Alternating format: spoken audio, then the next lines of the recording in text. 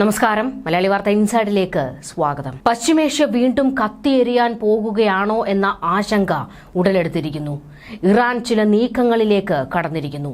ഇപ്പോൾ ഏറ്റവും പ്രധാനപ്പെട്ടതായി പുറത്തേക്ക് വരുന്ന വാർത്ത, ഹമാസിന്റെ നേതാക്കൾ ടെഹ്റാനിലെത്തി ഇറാൻ പരമോന്നത നേതാവ് ആയത്തുള്ള അലി ഖമനേയുമായി കൂടിക്കാഴ്ച നടത്തി എന്ന വിവരങ്ങളാണ്. ഇതോടുകൂടി ഇസ്രയേലും അമേരിക്കയും ശക്തമായി ഇറങ്ങിയിരിക്കുകയാണ്. അമേരിക്കൻ ചാരസംഘടന ടെഹ്റാന് മുകളിൽ പറക്കുകയാണ്. എന്താണ് ഇറാനും ഹമാസും കണക്ക് കൂട്ടുന്നത്? പുതിയ എന്തെങ്കിലും പദ്ധതിയിലേക്ക് കടക്കുകയാണോ? അതോ ഒരാക്രമണം തുടങ്ങിവെക്കാനുള്ള നീക്കമാണോ? അതുമല്ലെങ്കിൽ ഹമാസിന്റെ തലവനെ പ്രഖ്യാപിക്കാനുള്ള ചർച്ചകൾ നടക്കുകയാണോ? പക്ഷേ എന്തോ ഒന്ന് സംഭവിക്കാൻ പോകുന്നുണ്ട് എന്ന് അമേരിക്കയും ഇസ്രയേലും കണക്ക് കൂട്ടുകയാണ്. ഇതിലേറ്റവും പ്രധാനപ്പെട്ടത്, ഗാസയിലെ ജനങ്ങളെ ജോർദാനിലേക്ക് മാറ്റണമെന്ന് അമേരിക്കൻ പ്രസിഡന്റ് ഡൊണാൾഡ് ട്രംപ് പറഞ്ഞിരുന്നു. തൊട്ടുപിന്നാലെ കഴിഞ്ഞ ദിവസം ബെഞ്ചമിൻ നെതന്യാഹു പ്രഖ്യാപിച്ചത്, സൗദിയിൽ ഇഷ്ടം പോലെ സ്ഥലമുണ്ടല്ലോ, ഗാസക്കാരെ അവിടേക്ക് കൊണ്ടുപോകണമെന്ന്. ഈ ചർച്ചകൾ ചൂട് പിടിച്ചു നിൽക്കുമ്പോൾ, അതായത് അറബ് രാജ്യങ്ങളുടെ തലയിൽ തീയിട്ടാണ് ഡൊണാൾഡ് ട്രംപും നെതന്യാഹുവും ചില പ്രഖ്യാപനങ്ങൾ നടത്തിയത്. ഇതിൽ വലിയ രീതിയിൽ അറബ് രാജ്യങ്ങൾ ഇടഞ്ഞു നിൽക്കുകയാണ്. ഇതിന് തൊട്ടു പിന്നാലെയാണ് ഇപ്പോൾ ഹമാസ് നേതാക്കൾ ഇറാനിലെത്തിയിരിക്കുന്നത്. ഇവിടെയാണ് മറ്റൊരു സാധ്യത കൂടി, അല്ലെങ്കിൽ മറ്റൊരു സംശയം കൂടി ഉടലെടുക്കുന്നത്. അറബ് രാജ്യങ്ങളെല്ലാവരും ഇപ്പോൾ ദോഹയിൽ ഒരു ചർച്ചയ്ക്ക് തയ്യാറെടുക്കുകയാണ്. ഗാസ വിഷയത്തിലാണ് ചർച്ച സജീവമാകാൻ പോകുന്നത്.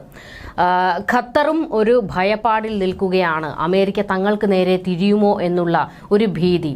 ഇങ്ങനെ പശ്ചിമേഷ്യ വിഷയത്തിൽ അറബ് രാജ്യങ്ങൾ പൊള്ളി നിൽക്കുമ്പോഴാണ് ഏറ്റവും നിർണായകമായ നീക്കത്തിലേക്ക് ഇറാൻ കടന്നിരിക്കുന്നത്.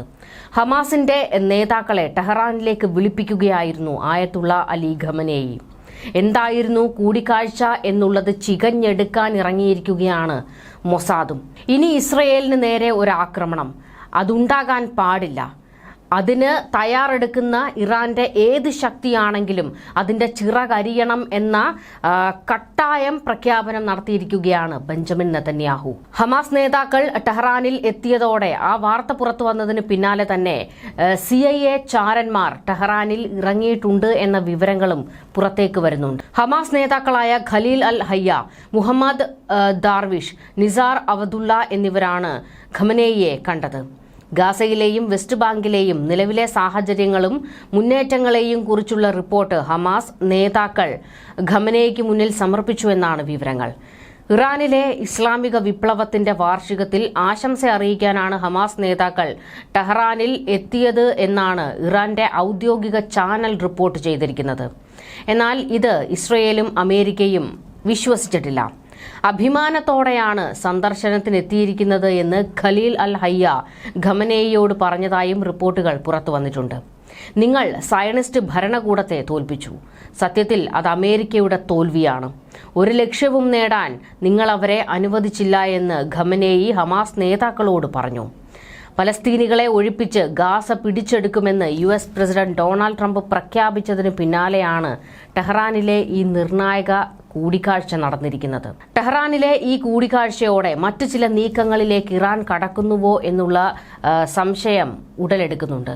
അതിൽ പ്രധാനപ്പെട്ടതാണ്, ഹിസ്ബുള്ളയുടെ നട്ടെല്ല് തകർന്നു കിടക്കുകയാണ്. ലബനനിൽ പൂർണ്ണമായും തകർന്നടിഞ്ഞു കഴിഞ്ഞു ആ ഭീകര സംഘം. എന്നാൽ ഇറാനെ സംബന്ധിച്ച് ഇറാന്റെ ഏറ്റവും വലിയ ശക്തി കൂടിയാണ് ഹിസ്ബുള്ളയെ പുനരുജ്ജീവിപ്പിക്കേണ്ടത് ആയത്തുള്ള അലി ഖമനേയിയുടെ ആവശ്യമാണ്. ഹിസ്ബുള്ളയെ വീണ്ടും പടുത്തുയർത്താനുള്ള നീക്കങ്ങളിലേക്ക് ഹമാസ് കടക്കണം എന്നുള്ള ചില നിർദ്ദേശങ്ങൾ ആയത്തുള്ള അലി ഖമനേയി പങ്കുവച്ചു എന്നുള്ള വിവരങ്ങളും പുറത്തേക്ക് വരുന്നുണ്ട്. ഇത് മാത്രമല്ല, ഹൂതികൾ രംഗത്തേക്കിറങ്ങണം. അമേരിക്കയെ പ്രതിസന്ധിയിലാക്കാൻ ഈ ഘട്ടത്തിൽ ഹൂതികൾക്കാണ് കഴിയുക എന്ന് ഖമനേയി വിശ്വസിക്കുന്നുണ്ട്. അതായത് ചെങ്കടലിലേക്ക് ഇറങ്ങി വീണ്ടും പ്രതിരോധം സൃഷ്ടിക്കുക, ലോക വാണിജ്യ മേഖലയെ പ്രതിസന്ധിയിലാക്കുക, പ്രതിരോധത്തിലാക്കുക. അതിന് യമനിലെ ഹൂതികൾക്കാണ് കഴിയുന്നത്. അതുകൊണ്ട് തന്നെ ഹൂതികൾ എത്രയും പെട്ടെന്ന് ആക്രമണ പരമ്പരകൾക്ക് തുടക്കം കുറിക്കണം എന്നുള്ള നിർദ്ദേശവും ഇപ്പോൾ ഖമനേയി മുന്നോട്ട് വെച്ചിട്ടുണ്ട് എന്നുള്ള വിവരങ്ങൾ പുറത്തേക്ക് വരികയാണ്.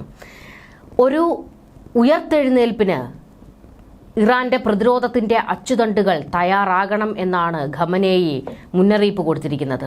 HHH പാടെ തകർന്നുവെന്നാണ് ഇസ്രയേലും അമേരിക്കയും ലോകത്തോട് പ്രഖ്യാപിച്ചിരിക്കുന്നത്. എന്നാൽ ആ പ്രഖ്യാപനം തെറ്റാണ് എന്ന് നിങ്ങൾ തെളിയിക്കണം, അതിനുവേണ്ടി എത്രയും പെട്ടെന്ന് തല ഉയർത്തി എഴുന്നേൽക്കണം എന്ന മുന്നറിയിപ്പാണ് ഖമനേയി ഹമാസ്, ഹിസ്ബുള്ള, ഹൂതി സംഘങ്ങൾക്ക് നൽകിയിരിക്കുന്നത്. ഡൊണാൾഡ് ട്രംപിനെ വെല്ലുവിളിച്ചിട്ടുണ്ട് ആയത്തുള്ള അലി ഖമനേയി. ഒരു യുദ്ധമാണ് നടക്കാൻ പോകുന്നതെങ്കിൽ ഞങ്ങൾ പൂർണ്ണ യുദ്ധത്തിലേക്ക് ഇറങ്ങും, അമേരിക്കയെ തച്ച് തകർക്കും, ഡൊണാൾഡ് ട്രംപിന്റെ തലയെടുക്കുമെന്നാണ് ആയത്തുള്ള അലി ഖമനേയി വെല്ലുവിളിച്ചിരിക്കുന്നത്. അതുകൊണ്ട് തന്നെ സർവ്വസജ്ജരായി നിൽക്കുകയാണ് ഇറാൻ എന്ന വിവരങ്ങളാണ് പുറത്തേക്ക് വരുന്നത്. അതായത് ആണവ പോർമുന ഉൾപ്പെടെ രംഗത്തിറക്കി ഒരു യുദ്ധത്തിന് തയ്യാറായി തന്നെ ഇറാൻ നിൽക്കുന്നുവെന്ന്. ചില നീക്കങ്ങളിലേക്കും ഇറാൻ കടന്നിട്ടുണ്ട് എന്നുള്ള വിവരങ്ങൾ പുറത്തേക്ക് വരുന്നുണ്ട്.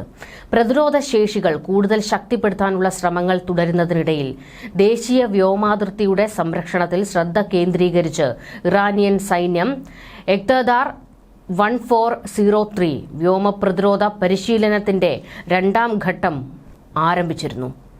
ഇതെല്ലാം ഒരു തയ്യാറെടുപ്പായി തന്നെയാണ്. അതായത് വേണ്ടി വന്നാൽ തങ്ങൾ എന്തിനും തുനിഞ്ഞങ്ങിറങ്ങും എന്ന് ഇസ്രയേലിനെയും അമേരിക്കയെയും ബോധ്യപ്പെടുത്താനുള്ള ഒരു നീക്കം.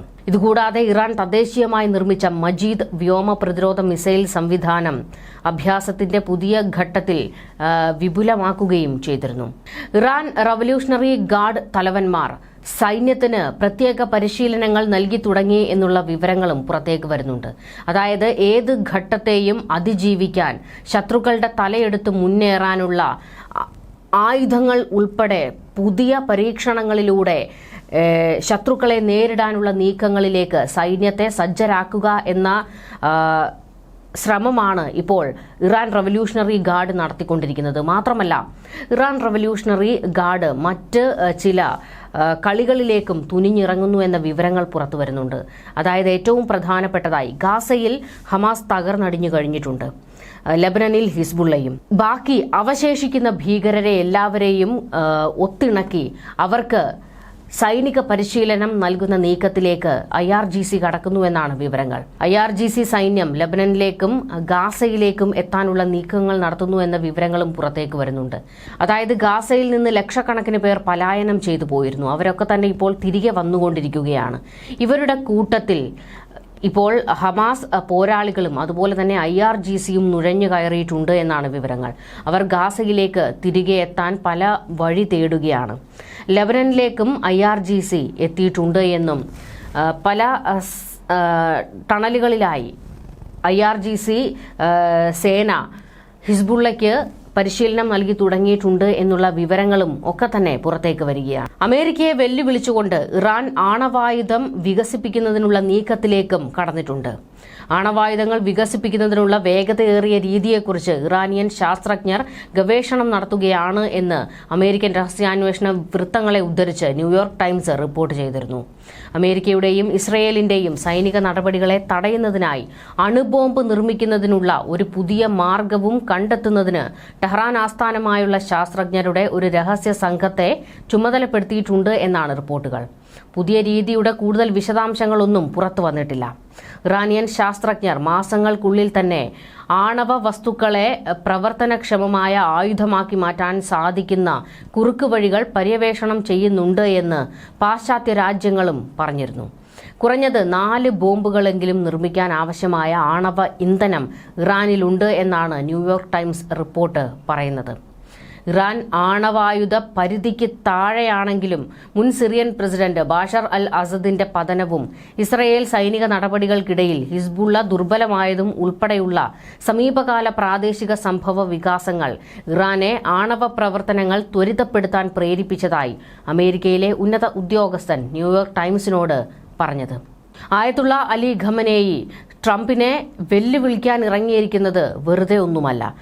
ഒരു വെടിക്കുള്ള ബോംബ് കയ്യിലുണ്ട് എന്ന് പ്രഖ്യാപിച്ചുകൊണ്ടാണ് ഖമനേയി പൂർണ്ണ യുദ്ധത്തിലേക്ക് തങ്ങൾ കടക്കുമെന്ന് പ്രഖ്യാപിച്ചിരിക്കുന്നത്. ന്യൂസ് ഡെസ്ക് മലയാളി വാർത്ത ഇൻസൈഡ്.